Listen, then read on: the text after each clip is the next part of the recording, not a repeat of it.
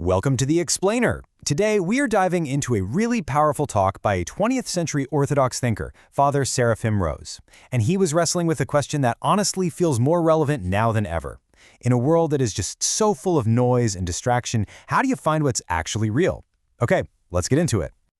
So Father Seraphim kicks things off by quoting the rich fool from the Gospels, and he uses it to kind of diagnose what's going on with us today. I mean, think about it. We live in a world of just incredible material abundance, endless entertainment, constant stimulation, every comfort you could possibly imagine. But for so many people, all that stuff just highlights this deep spiritual hunger. The soul, he argues, can't be fed with things, and when it's starving, that creates a huge problem. And that spiritual hunger? It turns a lot of us into seekers. We start looking for something more, something real. But, and this is a huge but, Father Seraphim warns that this search is not some casual stroll in the park. It's actually a pretty dangerous journey, and it is filled with traps for anyone who's not careful. And look, he knew these dangers firsthand. Before he was an Orthodox monk, he was Eugene Rose, a young, absolutely brilliant American idealist, just like the students he was talking to. He'd gone deep into Taoism and Zen. He even studied with the famous guru Alan Watts. So he wasn't speaking from some high and mighty place. He was speaking from his own intense and sometimes painful search for truth. Okay, so this brings us to his first and maybe his most crucial warning. There is a primary danger, a fundamental mistake that he says confronts every single spiritual seeker right at the very beginning of their path. And here it is. He really makes you ask yourself, what are you actually looking for? Are you chasing these spectacular experiences, visions, altered states of consciousness, signs and wonders?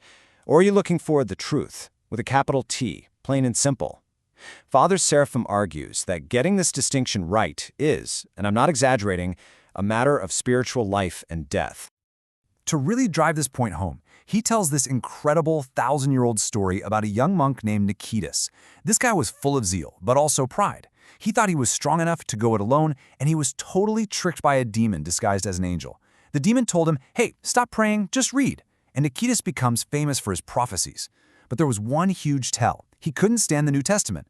The other monks finally figured it out and drove the demon away, and poof, Nikitas forgot everything, even how to read. But this time, starting from zero, with humility, he eventually found real holiness. So you see what's happening here, right? Nikitas' story just lays out this huge difference. The path of seeking experiences is so often driven by pride. It's a desire for something special, for the spectacular. And that desire makes you incredibly vulnerable to deception because, well, experiences can be faked. Seeking truth, on the other hand, is born from humility. It's not about getting something for yourself. It's about changing yourself to fit what is real. All right, so if we're not supposed to be chasing supernatural fireworks, then how is truth revealed? Well, Father Seraphim says it's not about dazzling your mind or your senses. It's about awakening a totally different part of you. He brings up that incredible scene from the Gospel of Luke. After the resurrection, you have these two disciples. They're walking. They're totally heartbroken. A stranger joins them and starts explaining the scriptures. They don't recognize him at all. It's only later, looking back on it, that they realize, wait a minute, our heart was burning within us.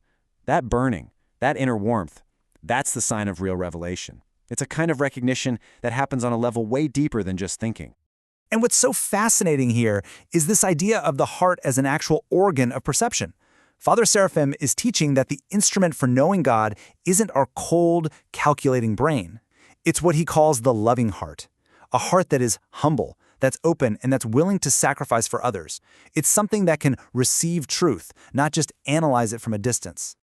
And get this, a modern example he uses is Archbishop John Maximovich, who lived until 1966. People apparently saw this man levitate in prayer, perform miraculous healings, crazy stuff. But Father Seraphim is insistent. Those miracles were not the source of his connection to God, they were the overflow of it. The real source was his relentless, self-sacrificing love. The man gave everything for his people, and it was through that loving heart that truth was revealed to him and then through him. Okay, so if the key to all this is a loving, open, humble heart, how in the world do you get one of those? I mean, let's be honest, our hearts are often hard, they're proud, they're closed off. What is it that breaks them open? The answer, Father Seraphim suggests, is often the one thing we spend our entire lives trying to avoid. He draws this really stark contrast. In the West, with a life of comfort and consumerism, it's very easy to produce what he calls phoniness. It's easy to pretend. But under the intense pressure and persecution of the Soviet Union, something totally different was forged. Suffering stripped away all the pretense. It forced people to find something real or just break completely.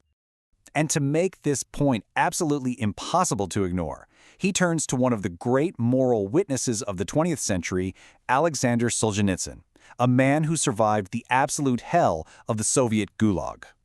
Solzhenitsyn looks back on his life before he was arrested as the successful decorated Red Army captain, and he does it with just brutal honesty. He admits that all that success and power had made him arrogant, cruel, and completely blind to his own evil.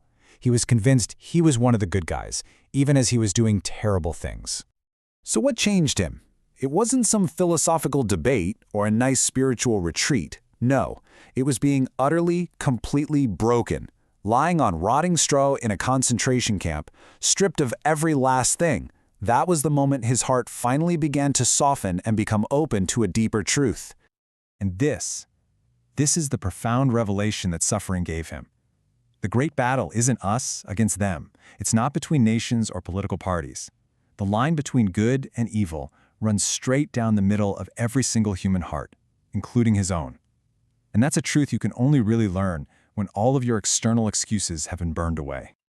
This entire journey, from absolute ideological certainty through soul-crushing despair, all the way to a revelation in the heart, it's perfectly captured in the story of another man from the Gulag, a man named Yuri Mashkov.